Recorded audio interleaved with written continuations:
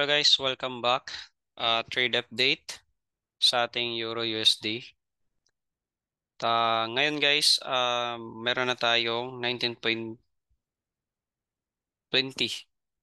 Yun, 19.20 na gain dito kay Euro USD. So malapit na ma-hit yung first TP natin dito sa dalawang posisyon.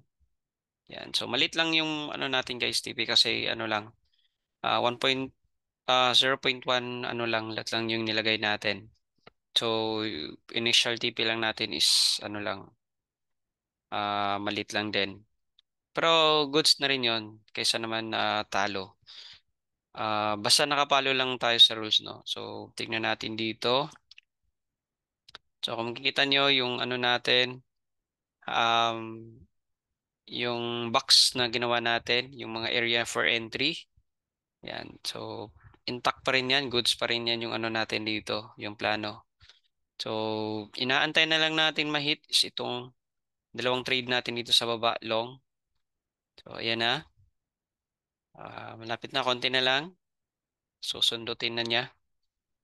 So, sana hindi siya hindi siya mawawali, guys. Ayun. Take profit hit na tayo. So, wala na. Out of ano na tayo. May gain na tayo. So, tingnan natin yung account history. So, dito sa baba, meron tayong $10.70 gain at saka $14.70 gain. So, yan yung nagiging gain natin ngayon. Ngayon naman, um, yung short natin dito sa kabila, yan, itong short na to. Kung sakaling may hit man tayo, yung magiging initial stop loss naman natin dito is 14. No? Kung sakaling may hit yon. Okay? So, ito yan. So, $14 yung talo. Pero kung mag-pullback naman, nasa ano din, mga 13. $13 yung magiging ano natin, panalo. So, tingnan natin kung magtuloy kasi nagkakaroon siya ng pump. Pero, yun nga, wag na lang natin galawin kasi nakaplano na yung trade natin. So, just ano na lang, follow na lang yung ano mo yung mga rules natin. And then, meron din tayong follow-up trade pa dito sa itaas, which dito. So, ito yung high, swing low. Ito yung previous high. Nag-pullback, nagkakaroon siya ng lower high, tapos nag-break. Yun.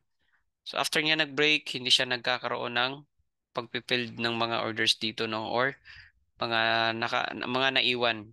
So ang nangyari, magkakaroon tayo ng mga late retest dito sa mga resistance na to. Tapos yung pullback yung alasan natin. So TP1 lang din yung game aim natin dito na makuha. Tapos dito sa kabila naman, yun nga, medyo risky talaga to kasi nasa gitna siya ng resistance and support. Pero tingnan natin kung kaya niya tayong bigyan ng yun.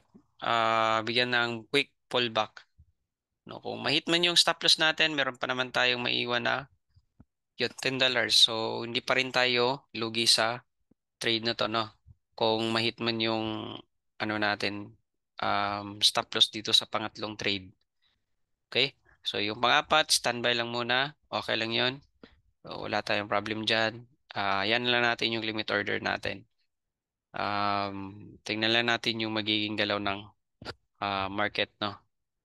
Okay? So that's it guys. Tignan natin mamaya yung magaganap, no? Pero check lang natin kung may news ba. Kasi minsan,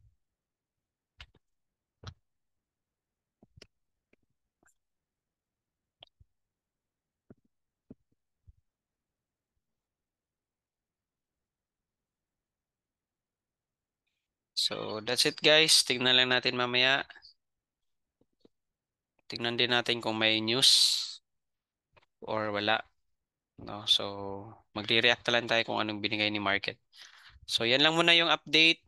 Trade success yung nangyari ngayon sa dalawang posisyon natin. Tignan naman natin sa dalawa pang naiwang naka ano limit order, no? Kung magtuloy yung mga naka-limit order natin. So, yun. Abang-abang na lang mamaya, no? So, that's it. Thank you for watching.